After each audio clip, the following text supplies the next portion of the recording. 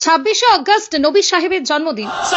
এই দিনকে ঘিরেই পালিত হবে পবিত্র ঈদে মিলাদুন্নবী। মুসলিম সম্প্রদায়ের কাছে অত্যন্ত গুরুত্বপূর্ণ এই দিনটি কিভাবে পালন করা হয়, কেন এই দিনকে ঘিরে এত আয়োজন, আর মিলাদুন্নবীর আসল তাৎপর্যই বা কি, জানুন বিস্তারিত।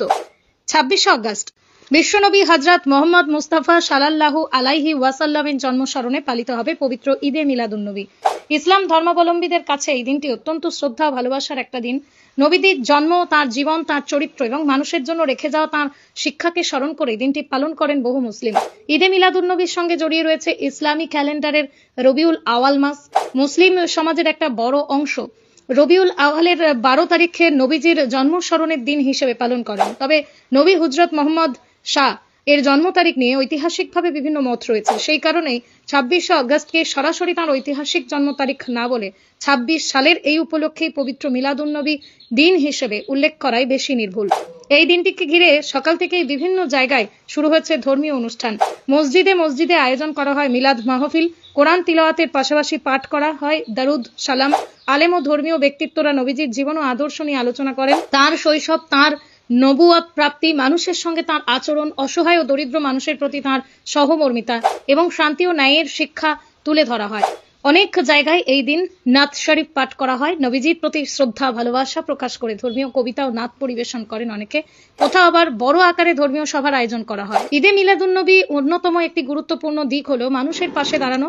বিভিন্ন এলাকায় এই উপলক্ষে গরিব অসহায় মানুষদের মধ্যেই খাবার বিতরণ করা হয়। কোথাও গণভোজের আয়োজন করা হয়, কোথাও দান সদকা করা হয়। অর্থাৎ নিজের আনন্দকে অন্যের সঙ্গে ভাগ করে নেওয়ার মধ্যে দিয়েও দিনটির তাৎপর্য প্রকাশ করা হয়।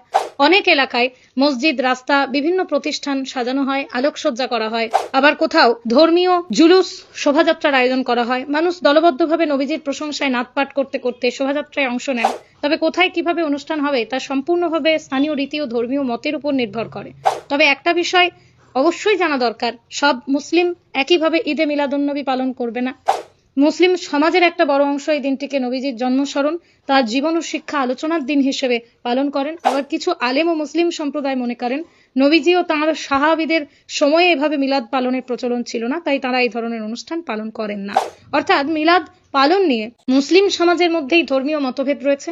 তবুও যারা এই দিনটি পালন করেন তাদের কাছে এর মূল আকর্ষণ শুধু আনুষ্ঠানিকতা নয়, বরং নবী হযরত মুহাম্মদ শাহের জীবন থেকে শিক্ষা নেওয়া, তাঁর দেখানো মানবিকতার পথ অনুসরণ করাই এই স্মরণের অন্যতম উদ্দেশ্য। 26 আগস্টকে সামনে রেখে তাই দেশের বিভিন্ন প্রান্তে দেখা যাবে নানা ধরনের প্রস্তুতি। সব মিলিয়ে ঈদে মিলাদুন্নবী বহু মুসলিমের কাছে এমন একটা দিন যেদিন শ্রদ্ধা ভালোবাসায় স্মরণ করেন বিশ্বনবী হযরত মুহাম্মদ সাল্লাল্লাহু আলাইহি ওয়াসাল্লামকে এবং তার জীবন ও আদর্শ থেকে মানবিকতার শিক্ষা নেওয়ার চেষ্টা করেন।